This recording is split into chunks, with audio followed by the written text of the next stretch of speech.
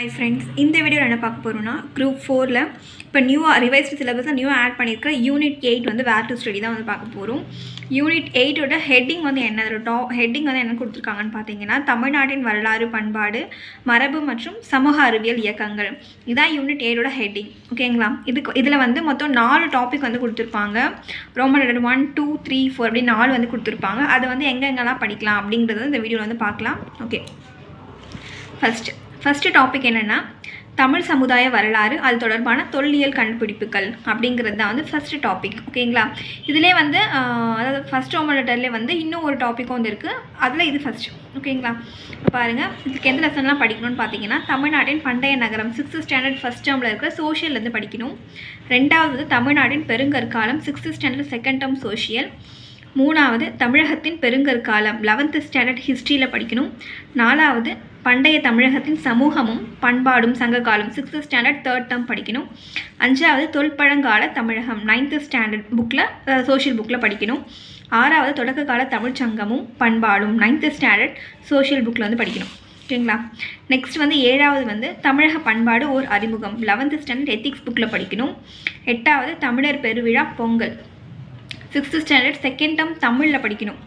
ஒன்பதாவது தமிழரின் வீரம் ஏறு தழுவுதல் 9th ஸ்டாண்டர்ட் தமிழில் வந்து படிக்கணும்.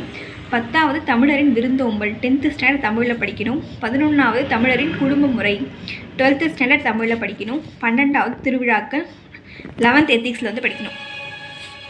13வது நீரின்றி அமையாது உலகு 9th ஸ்டாண்டர்ட் தமிழில் வந்து படிக்கணும். ஓகேங்களா? சங்ககால கல்வெட்டுகளும் என் நினைவுகளும் அப்படிங்கிற லெசன் 12th ஸ்டாண்டர்ட் தமிழில் வந்து படிக்கணும்.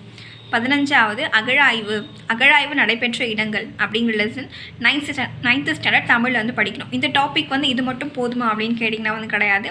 இது இல்லாமல் 6th 12th வரைக்கும் தமிழ் புக் நம்ம படிக்கும்போது தமிழர் தொடர்பான தகவல்கள் எதெல்லாம் வருதோ அதையும் வந்து நம்ம படிக்கணும். ஓகேங்களா? நெக்ஸ்ட்டு பார்த்தீங்கன்னா ரோமன் லெட்டர் 1லேயே வந்து நெக்ஸ்ட் டாபிக் வந்து கொடுத்துருப்பாங்க. இன்னொரு டாபிக் வந்து கொடுத்துருப்பாங்க. அது என்னென்னு பார்த்தீங்கன்னா சங்ககாலம் முதல் இக்காலம் வரையிலான தமிழ் இலக்கிய வரலாறு அப்படிங்கிற டாபிக். இதுக்கு வந்து எங்கே படிக்கணும் அப்படின்னு பார்த்தீங்கன்னா தமிழ் இலக்கியங்கள் உணர்த்தும் வாழ்வியல் நெறிகள் அப்படிங்கிற லெசன் வந்து 11th ஸ்டாண்டர்ட் எத்திக்ஸ் புக்கில் இருக்குது. அது மட்டும் படிக்கணும். நெக்ஸ்ட்டு பாருங்கள், இது பார்த்தீங்கன்னா இக்காலம் வரையிலான, அதாவது சங்க காலத்திலேருந்து இக்காலம் வரையான இலக்கிய வரலாறு அப்படின்னு வந்து கொடுத்துருக்காங்க. இது வந்து இந்த டாபிக் வந்து நம்மளோட தமிழ் புக்கில் நம்ம படிக்கும்போது 6th 12th வரைக்கும் வந்து எங்கெல்லாம் வந்து இந்த டாபிக் வந்து வருதோ, இலக்கியம் பற்றின டாபிக் வந்து எங்கெல்லாம் வருதோ, உரைநடை துணை பாடமில் வருதோ அதெல்லாம் வந்து நம்ம படிக்கணும். ஓகேங்களா? இது வந்து 6th 12th வரைக்கும் வந்து பொது தமிழ் புக் வந்து இருக்கும். அது இல்லாமல் 11th 12th வந்து எக்ஸ்ட்ரா வந்து அட்வான்ஸ்டு தமிழ் அப்படின்னு ஒரு புக் இருக்கும், சிறப்பு தமிழ் இருக்கும். அதையுமே நம்ம வந்து படிக்கணும். ஓகேவா? இப்போ நெக்ஸ்ட்டு வேறு என்ன படிக்கணும்னா 6th 12th வரைக்கும் இருக்கிற செய்யுள் பகுதி இருக்கும்ல, அதில் நூல் வழியில் வந்து கொடுத்துருப்பாங்க. அதையும் வந்து நம்ம இந்த டாபிக் வந்து படிக்கணும். ஓகேங்களா? இது மட்டும் படித்தா வந்து ஃபஸ்ட் டாபிக் வந்து ஓவர். ஓகேங்களா? டாபிக் வந்து திருக்குறளில் வந்து அவங்க என்ன சிலபஸ் கொடுத்துருக்காங்கன்னு ஃபஸ்ட்டு பார்க்கலாம். மதச்சார்பற்ற தனித்தன்மையுள்ள இலக்கியம். அன்றாட வாழ்வியலோட தொடர்புடைய தன்மை. மானுடத்தின் மீதான திருக்குறளின் தாக்கம். திருக்குறளின் மாறாத விழுமியங்களும் சமத்துவம் மற்றும் மனிதநேயம் முதலானவை. வந்து சமூக அரசியல் பொருளாதார நிகழ்வுகளில் திருக்குறளின் பொருத்தப்பாடு. வந்து திருக்குறளின் தத்துவ கோட்பாடு அப்படிங்கிற டாப்பிக்லாம் வந்து அவங்க என்ன கொடுத்துருக்காங்கன்னா திருக்குறளில் இருந்து சிலபஸாக வந்து கொடுத்துருக்காங்க. இதுக்கு நம்ம என்னெல்லாம் படிக்கணும்னு பார்த்தீங்கன்னா வேறு எதுவுமே இல்லை. 6th 12th வரைக்கும் இருக்கிற திருக்குறளை வந்து ரொம்ப நல்லா படிச்சுக்கோங்க. அதோட பொருள், அப்புறம் அந்த சொற்பொருள்லாம் வந்து கொடுத்துருப்பாங்க இல்லையா, அதெல்லாம் நல்லா படிச்சுக்கோங்க. கான்செப்ட் வந்து நல்லா புரிஞ்சுட்டு வந்து படிங்க. ஓகேங்களா? ஓகே, ரோமன் லெட்டர் 3ல் வந்து என்ன கொடுத்துருப்பாங்கன்னா விடுதலை போராட்டத்தில் தமிழ்நாட்டின் பங்கு அப்படின்னு வந்து கொடுத்துருப்பாங்க. இது வந்து எங்கெல்லாம் படிக்கணும்னு வந்து பார்க்கலாம். தமிழ்நாட்டின் விடுதலை போராட்டம் 10th ஸ்டாண்டர்ட் சோஷியல் புக்கில் வந்து படிக்கணும். தமிழ்நாட்டின் சமூக மாற்றம் 10th ஸ்டாண்டர்ட் சோஷியல் புக்கில் படிக்கணும். மக்களின் புரட்சி 8th ஸ்டாண்டர்ட் புக்கில் வந்து படிக்கணும். அப்புறம் வந்து இந்திய தேசிய இராணுவத்தில் தமிழக பெண்களின் தமிழர் பங்கு அப்படின்னு இருக்கும், 9th ஸ்டாண்டர்ட் தமிழில் வந்து படிக்கணும்.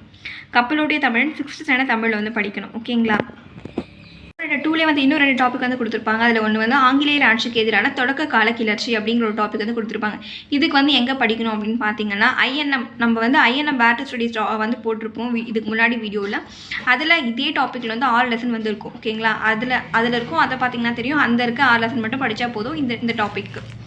நெக்ஸ்ட்டு பார்த்தீங்கன்னா இந்திய விடுதலையில் பெண்களின் பங்கு அப்படிங்கிற ஒரு டாபிக் வந்து கொடுத்துருப்பாங்க. இது எங்கெல்லாம் படிக்கணும்னு பார்த்தீங்கன்னா கல்வியில் சிறந்த பெண்கள் 9th தமிழில் வந்து படிக்கணும். நெக்ஸ்ட் வந்து தமிழ்நாட்டில் காந்தி, வேலு நாச்சியார் 6th ஸ்டாண்டர்ட் தமிழில் வந்து படிக்கணும். இது வந்து நியூ புக்கில் வந்து படிக்கணும். ஓல்டு புக்கில் வந்து ஒரு 3 லெசன் மட்டும் எடுத்திருக்கேன். அதில் வந்து அதையும் வந்து ஸ்கிப் பண்ணாமல் படிக்கணும். ஓல்டு புக்கில் வந்து பார்த்திங்கன்னா இந்திய விடுதலை போரில் தமிழக பெண்களின் பங்கு நம்ம டாபிக் வந்து டேரெக்டாகவே இந்த லெசனில் வந்துருக்கும். அதனால் 8th தமிழ் ஓல்டு புக்கில் வந்து இது படிக்கணும். நெக்ஸ்ட் வந்து தில்லையாடி வள்ளியம்மை 9th ஸ்டாண்டர்ட் தமிழில் வந்து படிக்கணும். Next Rani Mangammal 9th standard Tamil புக்கில் வந்து படிக்கணும். ஓகேங்களா? இப்போ நெக்ஸ்ட் லாஸ்ட் டாபிக் வந்து என்னென்னு பார்த்தீங்கன்னா தமிழ்நாட்டின் பல்வேறு சீர்திருத்தவாதிகள், சீர்திருத்த இயக்கங்கள் மற்றும் மாற்றங்கள் அப்படின்னு வந்து கொடுத்துருப்பாங்க. இதுக்கு வந்து எங்கெல்லாம் படிக்கணும்னு பார்த்தீங்கன்னா 19ஆம் நூற்றாண்டின் சீர்திருத்தம் 10th ஸ்டாண்டர்ட் புக்கில் வந்து படிக்கணும். 2வது வந்து நவீனத்தை நோக்கி அப்படிங்கிற லெசன் வந்து 11th ஹிஸ்ட்ரியில் வந்து படிக்கணும். 3வது வந்து சமூக சீர்திருத்த இயக்கம் 12th எத்திக்ஸ் வந்து படிக்கணும். இது வரைக்கும் படித்தா போதும், யூனிட் 8க்கு வந்து கவர் ஆகிடும். ஓகேங்களா? இப்போ நம்ம யூனிட் 8 வந்து நம்ம பேக் டு ஸ்டடி வந்து பார்த்துட்டோம். இதை பார்க்கும்போது நமக்கு என்ன தோணும்னா சிலபஸ் வந்து ரொம்ப அதிகமாக இருக்கிற மாதிரி தோணும்.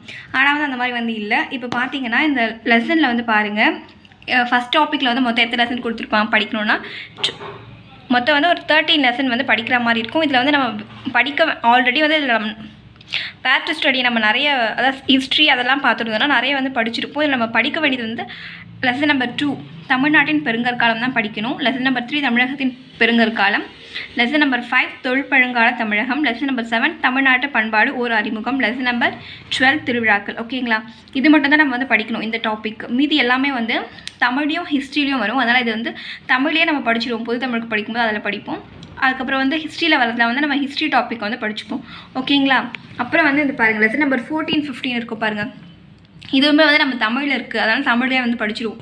இப்போ இந்த சங்ககாலம் முதல் இக்காலம் வரை இருக்குது பாருங்கள். இது எல்லாமே வந்து நம்ம தமிழ்லேயே வந்து படிச்சிடுவோம். இந்த ஒரே ஒரு லெசன் மட்டும் படித்தாலே போதும். இது எல்லாமே நம்ம தமிழ்லேயே வந்து கவர் ஆகிடும். ஓகேங்களா? அப்புறம் பார்த்திங்கன்னா நம்ம எக்ஸ்ட்ரா வந்து எங்கே படிக்கணும் அப்படின்னு பார்த்தீங்கன்னா இந்த ஓல்டு சிலபஸ் புக்கில் வந்து கொடுத்துருப்போம் பாருங்கள். இந்த 3 லெசன் அது வந்து படிக்கணும். அப்புறம் பார்த்திங்கன்னா சமூக சீர்திருத்த இயக்கங்கள் 3rd லெசன் இருக்குது பாருங்கள். ரோமன் லெட்டர் 4 இந்த லெசன் மட்டும் தான் வந்து படிக்கணும். மீதி எல்லாமே வந்து நம்ம ஹிஸ்ட்ரி ஐஎன்எம்மில் படிப்போம், ஹிஸ்ட்ரியில் படிப்போம், அப்புறம் ஜென்ரல் தமிழுக்கு வந்து படிச்சிடும். ஓகேங்களா? மொத்தமாக வந்து நம்ம எத்தனை லெசன் படிக்கணும்னு பார்த்தீங்கன்னா 9 லெசன் தான் வந்து புதுசாக வந்து படிக்கிற மாதிரி இருக்கும். மீதி எல்லாமே வந்து நம்ம ஆல்ரெடி படிச்சிருந்தா வந்து ரிவைஸ் பண்ணுற மாதிரி இருக்கும். ஓகேங்களா?